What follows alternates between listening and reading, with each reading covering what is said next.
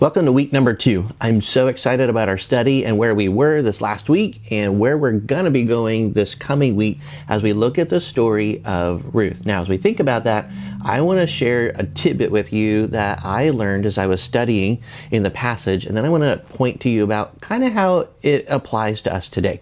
Now, have you ever been reading the Bible and you see something and it's like, wow, I didn't see this the first time I read it? Well, that's kind of how it was as I was reading through the story of Ruth, even trying to connect it to the story of Joshua. Why? Because as you look at the story of Joshua, where were the people before they went into the land of promise?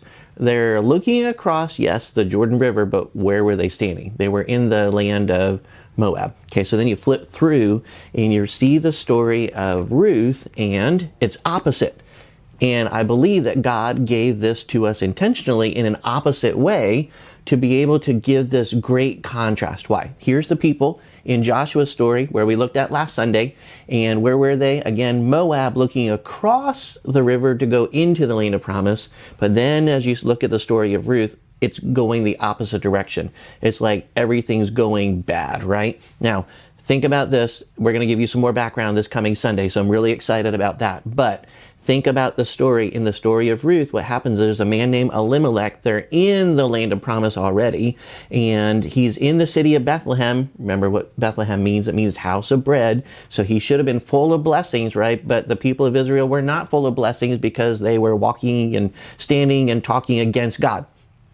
So Elimelech takes his family where? Out of the land of promise, across the Jordan River, the opposite direction that the Israelites came in, and he went where? Well, the Bible shows us in Ruth 1, he took them to the land of Moab. Pretty crazy, huh? So you start to think about this stark contrast. Now, I'm not going to give you all the details about the story of Ruth because we're going to take some time to start working through that this coming Sunday, but I do want to just point out a very important thing. As we think about the story of Moab, we see that there's going to be a lady there, and her name is Ruth. She is not an Israelite, but God is going to connect her specifically to the story of salvation. And that's such a key and very important thing as you look at the story of Ruth itself. It's going to be very, very foundational. It's going to connect a lot of different things. As I mentioned just a moment ago, where was Elimelech from? Israel.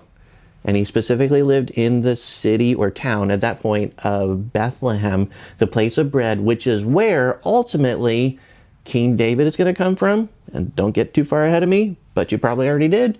And that's where Jesus is going to be born. So the story of Ruth, and even though Elimelech goes from the land of promise, he leaves the house of bread, goes to a forbidden place for the Israelites, and Ruth gets connected to his family. She comes back, and eventually she is of the lineage of King David and King Jesus, and she's such a perfect picture of God's grace. And so I just want to encourage you, as you look at the story of Ruth, do not miss the fact of God's grace.